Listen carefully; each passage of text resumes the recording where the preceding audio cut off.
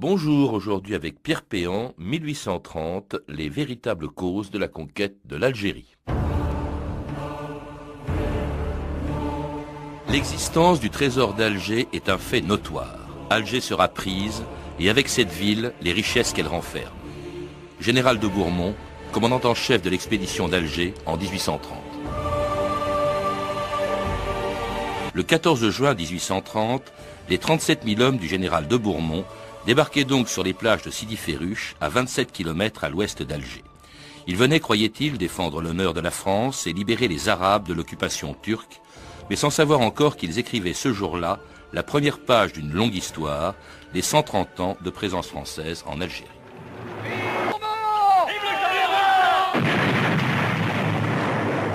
Pierre Péan, bonjour.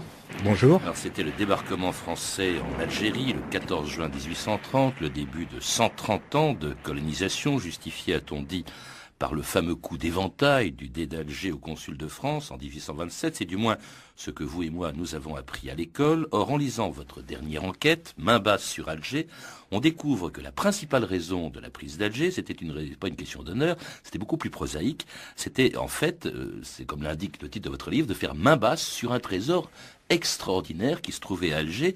Vous parlez de, au bas mot, 250 millions de francs de l'époque, c'est-à-dire 10 milliards de francs 2001, c'est-à-dire 1,5 milliard d'euros, et peut-être même plus d'ailleurs. Oui, c'était ce que j'essaie de montrer, c'est que c'est une opération de politique intérieure. Il y avait une contestation très forte, il fallait beaucoup d'argent, et on a été faire un hold-up.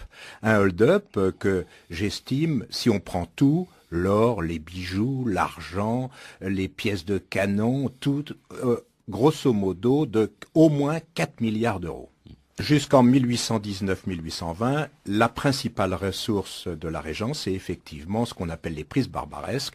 Tout simplement, ce sont des corsaires qui, au nom du djihad, rançonnent, pillent tous les bateaux qui sont des bateaux chrétiens. Non, et c'est ça la source de l'argent, plus, et on y reviendra sûrement, le blé de la Mitidja.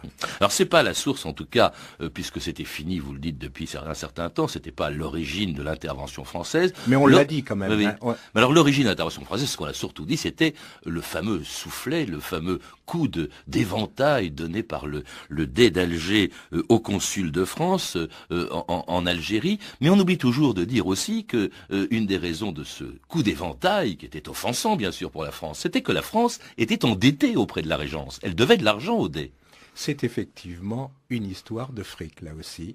C'est tout simplement que l'Algérie, enfin la Régence, avait fourni les armées, l'armée d'Italie et l'armée d'Égypte en blé. Et la France n'a pas honoré, n'a pas payé complètement.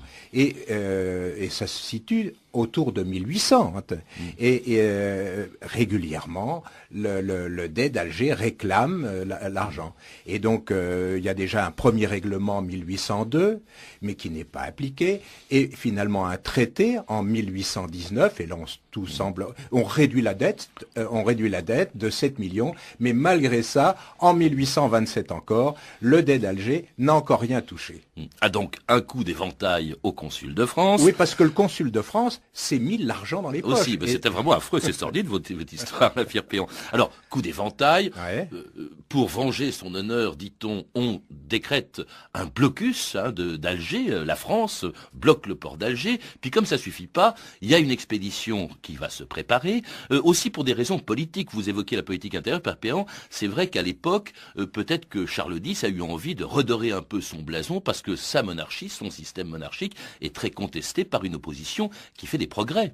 Tout va mal pour Charles X, et donc en 1829, il veut revenir tout simplement à ce qu'était avant 1789, à une monarchie absolue, et il nomme le plus impopulaire de tous les gouvernements, c'est-à-dire Polignac, Bourmont, d'Ossez et d'autres, mais surtout Bourmont, tout un symbole. On y reviendra, Pierre Péan, mais vous dites aussi que comme des élections sont prévues, cet argent du trésor d'Alger lui aurait servi à corrompre les électeurs. C'est ce qui est Il y a des élections qui sont prévues, je crois, le 28 juin ou le 23 juin et le 3 juillet 1830. Toute la conception de l'opération est faite en fonction des élections. Il n'y a plus d'argent dans les cassettes, il faut tout simplement de l'argent pour corrompre les consciences et essayer, et de toute façon le roi dit que s'il n'y arriverait pas, c'est des ordonnances qui gouvernement. Mais l'argent d'Alger, la conquête d'argent, c'est pour corrompre. Et c'est la raison pour laquelle, quelques jours, même un mois avant ces élections, eh bien, la flotte française quitte Toulon au mois de juin, et les 37 000 hommes du général de Bourmont débarquent donc le 14 juin à Sidi-Ferruche, où Bourmont installe son état-major. Messieurs, il faut enfoncer les lignes ennemies, prendre Staweli et marcher sur Alger. Donc il part effectivement avec son argent personnel, mais l'essentiel de l'argent est dans les caves, sous le divan. Le divan, il faut rappeler ce que c'est. C'est là où il siège, c'est là où à la Casbah. À la Casbah où il exerce son pouvoir. Et là, il y a des caveaux énorme, et cet argent-là, il n'en a pas la maîtrise. En fait, c'est le trésor, comme il y a le trésor de France, comme il y a le trésor d'Angleterre, c'est donc le trésor de la Régence. Et donc c'est ça qui va être que les Français cherchent. Ils en connaissent l'existence, ils en connaissent grosso modo le montant. Ils l'ont toujours minimisé, mais ils en connaissent le montant. Et là, donc dès le premier jour, la première chose que fait Bourmont et les militaires, c'est d'aller sous le divan et donc d'essayer de trouver ce qu'il y a. Et donc cet argent, c'est énorme. C'est déjà grosso modo 62 tonnes d'or et 241 tonnes d'argent, plus les bijoux, les pierreries, les diamants. Or, si on revient sur les livres d'histoire, aujourd'hui, on dit qu'il y a eu 50 millions de l'époque qui sont arrivés vers le trésor français. La réalité, c'est qu'il y avait dans le trésor, au minimum, le trésor proprement dit, au minimum 5 fois plus. Mais alors c'est là où votre enquête a été difficile, c'est parce qu'en fait on ne sait pas très bien ce qui s'est passé. Bourmont nomme une commission des finances le premier jour, à laquelle on doit remettre en principe les clés du trésor. Elle est chargée d'estimer ce trésor. Il y a 3 commissaires qui d'ailleurs vont s'en mettre plein les poches, mais ça n'empêche pas, dès le premier jour, le pillage. On ne sait pas très bien ce que ça devient, qui vole qui vole quoi, qui met dans ses poches ce trésor, Pierre Péan. Alors, déjà, la rumeur arrive très rapidement à Paris. C'est un des généraux qui s'appelle Loverdo, qui écrit d'abord à sa femme, puis qui écrit à Polignac, comme quoi il y a des choses abominables qui sont en train de chef du gouvernement, oui. Qui sont en train de se passer. Et puis donc, il y a donc un changement de régime très rapidement. Louis-Philippe prend le pouvoir et veut savoir si ces rumeurs... Alors, on y reviendra, mais justement, changement... Alors, ce qu'il y a d'extraordinaire, c'est la coïncidence entre la prise d'Alger et la chute du régime de Charles X. Parce que Charles X apprend avec du retard, au mois de juillet, que le 5 juillet, Bourmont s'est emparé d'Alger, mais à ce moment-là même, au lieu de... il cherche à se servir de cette victoire, d'abord, pour redorer son blason, c'est ce que vous disiez, mais en même temps, tout le monde s'en fout complètement à Paris de ce qui se passe à Alger. On s'en est toujours foutu. Je veux dire, la prise d'Alger, il faut bien s'imaginer qu'il y a une grave crise politique, et on peut parler d'Alger comme on veut. Ce qui intéresse, c'est ce qui se passe à Paris, ce qui se passe en France.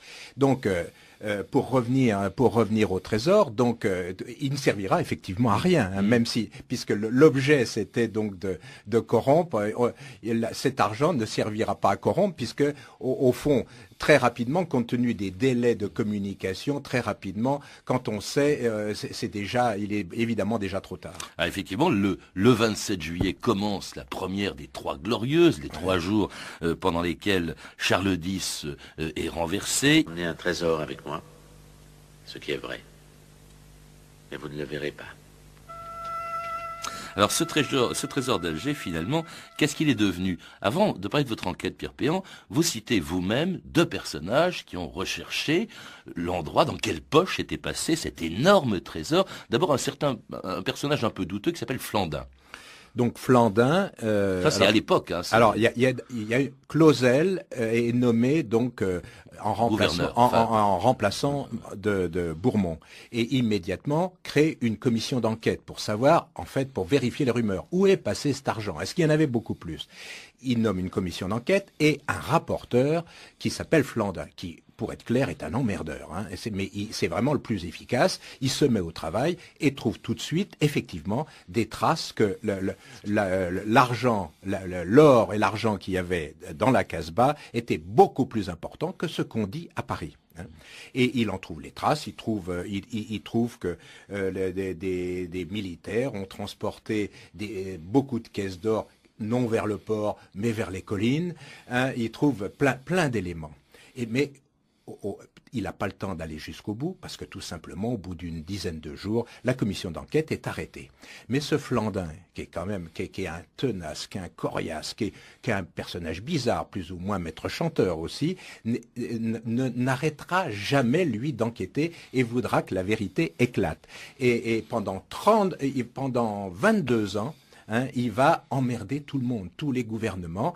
Et effectivement, il fait des dossiers dont je me suis inspiré et qui montrent effectivement, en tout cas, il chiffre au minimum à 3 fois ce qu'on déclare, qu'il y avait au moins 3 fois. Donc ça, là, c'est une chose. Et puis, pendant très longtemps, on n'entend plus parler du tout de cette enquête parce que il a été étouffé complètement. Il faudra attendre 1954 qu'un professeur d'université d'Alger, Marcel Émérite, reprenne l'histoire et retrouve des documents qui dormaient dans les archives nationales, et notamment un rapport de la préfecture de police du préfet Pietri, et qui raconte qu'il y a bien eu des détournements, et donc c'est au minimum donc 3 fois plus. Il reprend le truc de Flandin, et donc il fait une déclaration, mais 1954 c'est pas une bonne année pour parler de l'Algérie, puisque c'est le début de la guerre d'Algérie. Donc ça va encore s'enterrer. Et lui était, il faut le rappeler, pour l'indépendance de l'Algérie. Et il était pour l'indépendance d'Algérie. Enfin, mal vu par ses collègues d'Alger, mal vu par tout le monde, oui. Alors, vous avez repris en quelque sorte la succession d'Emery, et j'aimerais savoir quelles sont vos conclusions. La moitié de votre livre, c'est là-dessus, au fond, où est passé cet argent. Alors, je voudrais qu'on prenne un par un ceux qui en ont bénéficié. D'abord, vous dites l'État français, ce qui peut paraître naturel. Alors, je précise donc juste avant que j'ai trouvé des nouvelles sources, toutes nouvelles sources, et notamment en Angleterre, par le fameux consul Saint John, le consul d'Angleterre, qui était l'ami du Lait. Et donc là, j'ai trouvé énormément de dossiers, puis d'autres. Alors, quels sont ceux qui en ont bénéficié? D'abord, les militaires, pour des raisons strictement personnelles. Je pense à Denier, qui avait des dettes énormes avant de partir en Algérie, qui non seulement les a remboursées, mais s'est financé un hôtel particulier, un train de vie absolument incroyable. Donc, voilà, il y a un certain nombre de militaires qui s'en sont mis dans les poches comme ça. Et puis, il y a Bourmont, justement, parmi eux. Bourmont fait partie de cela, mais dans ce que moi j'ai trouvé, Bourmont s'est servi pour des raisons politiques. C'est-à-dire qu'il y avait été pour des raisons politiques, pour la défense de Charles X, eh bien, il va se servir de cet argent pour monter les conspirations en 1832 pour faire tomber Louis-Philippe. Et ça, j'ai trouvé la trace de l'or qui venait d'Alger. Ça, c'est le deuxième. Le troisième personnage... Pour financer aussi, dites-vous, pour ce qui concerne Bourmont, plus tard, en 1834, une conspiration en Espagne, la conspiration carliste. Mais celle-là, elle est une conspiration carliste, mais l'essentiel de l'argent que j'ai pu trouver au niveau du financement politique, c'était 1832, donc la révolte dite de la duchesse de Berry. Ensuite, il y a Louis-Philippe, qui vient d'arriver au pouvoir. Qui vient d'arriver au pouvoir et qui s'en est pris probablement la plus grosse partie. Probablement, donc, 2 fois ce qui est arrivé officiellement dans le trésor de la France. Et pourquoi? Pour des raisons politiques? Tout simplement pour lui aussi, pour sa poche, pour ses poches. Enfin, il y a aussi plein de gens, qui ont fait du commerce, etc. Mais le quatrième pôle, c'est surtout la maison Cellière, qui a gagné beaucoup d'argent de cette affaire.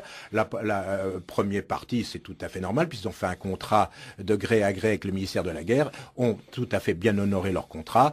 Ils ont été payés pour avoir transporté mais leur position était absolument extraordinaire, c'est-à-dire qu'ils avaient 357 bateaux privés à eux. Donc si les gens voulaient piquer de l'argent, il fallait bien qu'ils transportent.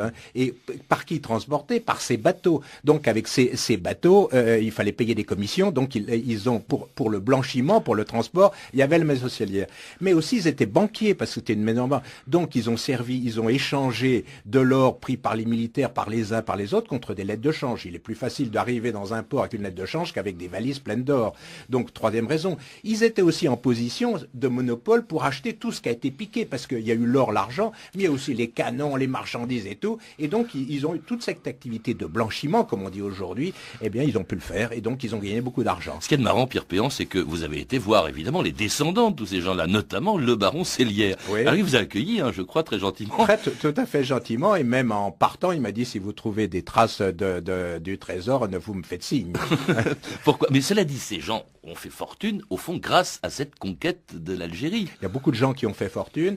Je considère que la maison Cellière est à l'origine donc c'est la conquête d'Alger, le développement, l'éclatement de sa fortune. Mais il y a aussi, je pense que le pourboire à celui qui concrètement était sur le terrain était un certain Adolphe Schneid en paiement de ça, et c'était les forges du Creusot qui ont été financées par la maison Cellière. Donc c'est-à-dire par la régence d'Alger, par le Dey, par le fait, trésor. l'évolution de la sidérurgie française a été largement financée par l'or d'Alger. Pierre Péan, c'est quand même extraordinaire, parce que ça, très franchement, j'en ai jamais entendu parler. Moi, c'était toujours le fameux soufflet. Qui a existé aussi. Il existait, les intérêts de... C'est vraiment le dernier tabou, au fond, sur les guerres d'Algérie. On dit toujours qu'il y a des tabous. Or, aujourd'hui, on parle quand même, on sait pratiquement tout, beaucoup de choses sur la guerre, sur la torture.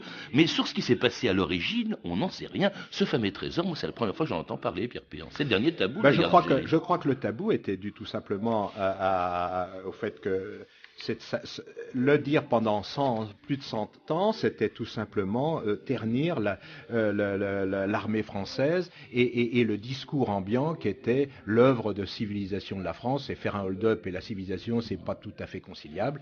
Et je pense que c'est ça la vraie raison. Et puis je ne sais pas pour quelle raison les chercheurs, les historiens n'ont pas été voir dans certaines sources qui sont totalement accessibles, notamment celle de Londres. Merci Pierre Péan. Main basse sur Alger, enquête sur un pillage, c'est le titre de votre livre.